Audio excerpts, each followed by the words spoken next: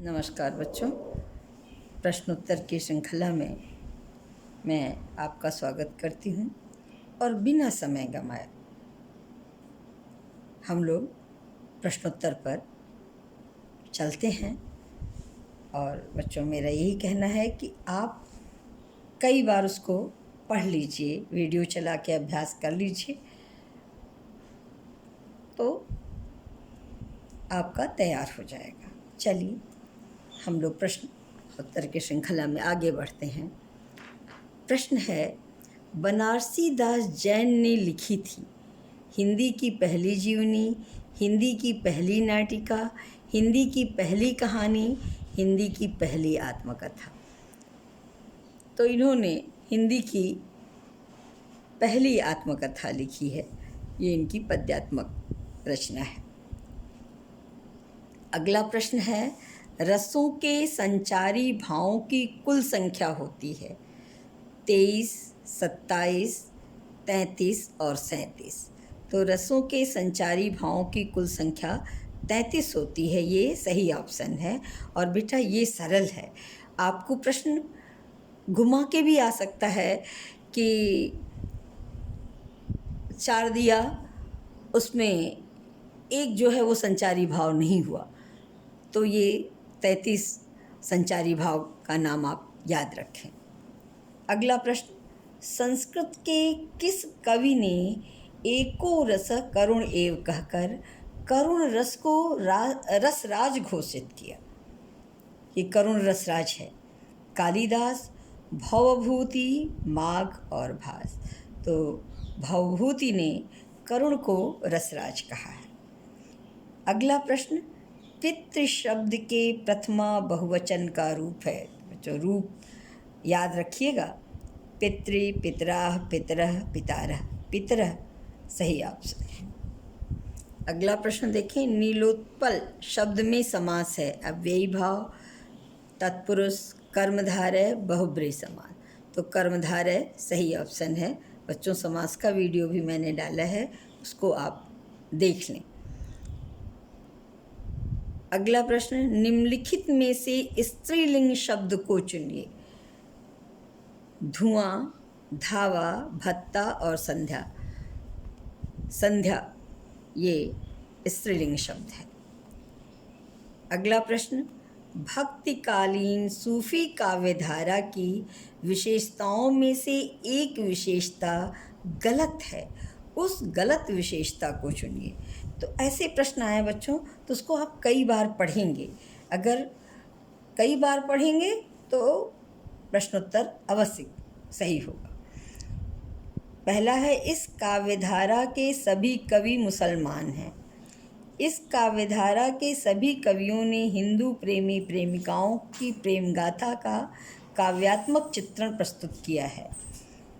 इस काव्यधारा के कवियों ने अवधी एवं ब्रज भाषा में रचना की। इस काव्यधारा के कवियों ने सिर्फ प्रबंध काव्य लिखे हैं। तो बेटे, ये इस काव्यधारा के कवियों ने अवधी एवं ब्रज भाषा में रचना की, ये गलत है, क्योंकि इन्होंने केवल अवधी भाषा में लिखी है। अगला प्रश्न देखिए, लाल तारा के रचनाकार हैं राम वृक्ष बेनीपुरी, निराला, उदय शंकर भट्ट, हरिहर।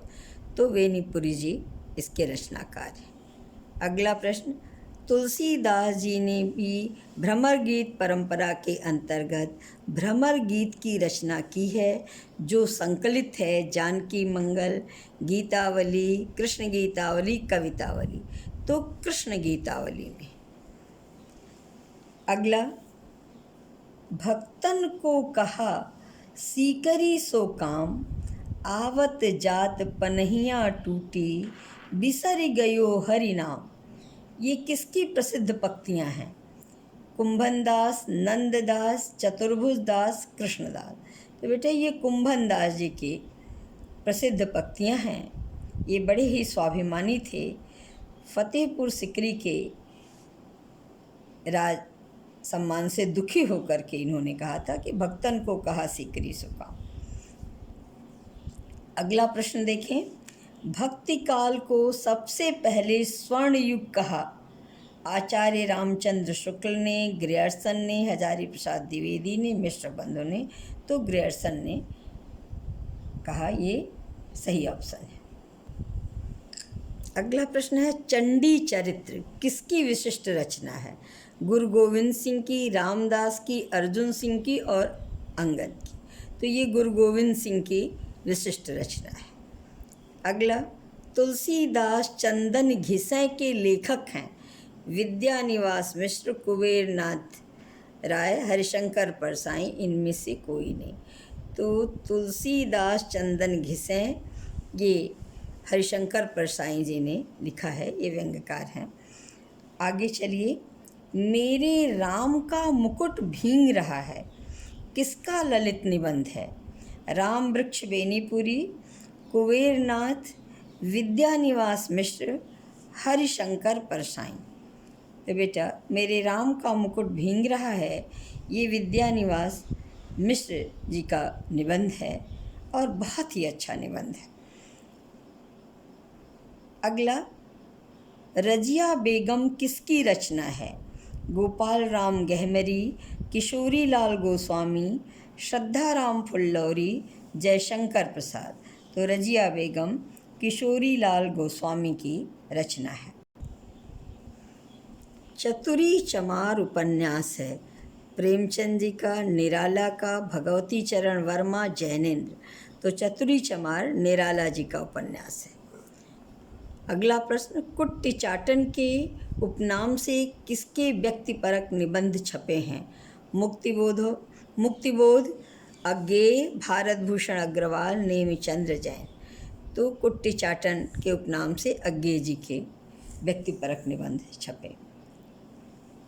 अगला प्रश्न, सो सुख सुजस सुलभ मोहि स्वामी, सो सुख सुजस सुलभ मोहि स्वामी में कौन सा अलंकार है? उत्प्रेक्षा, रूपक, अनुप्रास, व्यतिरेक।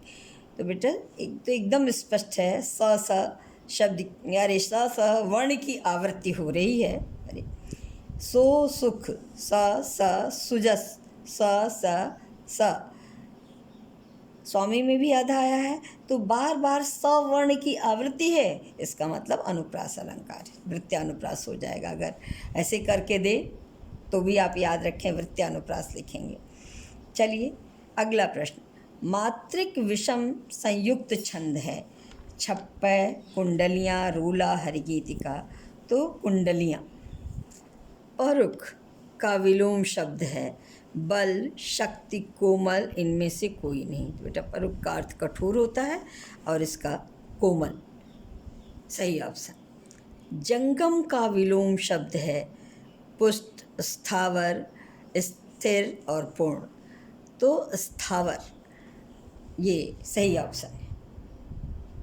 इनमें से बादल का पर्यायवाची शब्द नहीं है जलद, वारिद, जलधि, मेघ। तो बेटा जलद, द माने देने वाला बताया गया होगा आपको।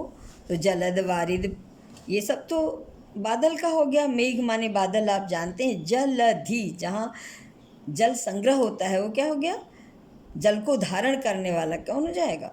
समुद्र। तो ये जलधि सही ऑप्शन है। अब अगला प्रश्न देखें, भोजन अन्न को पचाने वाली अग्नि को क्या कहते हैं? जठराग्नि, बड़वाग्नि, दावाग्नि, दावानल। तो जठराग्नि जो होती है वो हमारे भोजन को पचाती है। अगला प्रश्न देखें, संदेश राशक के रचयिता हैं अमीर खुसरो, अब्दुल रहमान, लक्ष्मीधर, हेमचंद। अब्दुल रहमान सही ऑप्शन है। अगला प्रश्न देखें, आचरण की सभ्यता निबंध के लेखक हैं चंद्रधर शर्मा गुलेरी, अध्यापक पूर्ण सिंह, श्याम सुंदर दास, बाल मुकुंद गुप्त। तो अध्यापक पूर्ण सिंह सही ऑप्शन।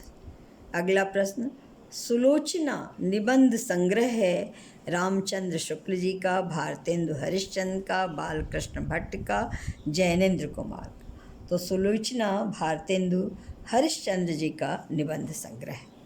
इस तरह बच्चों जो प्रश्नोत्तर मैंने कराए इस पर आप बार बार अभ्यास करें और अगले वीडियो का इंतज़ार करें। तब तक के लिए बच्चों, मैं आपको सुनने के लिए धन्यवाद दूंगी और मैं ये कहूँगी कि बार बार आप अभ्यास करें।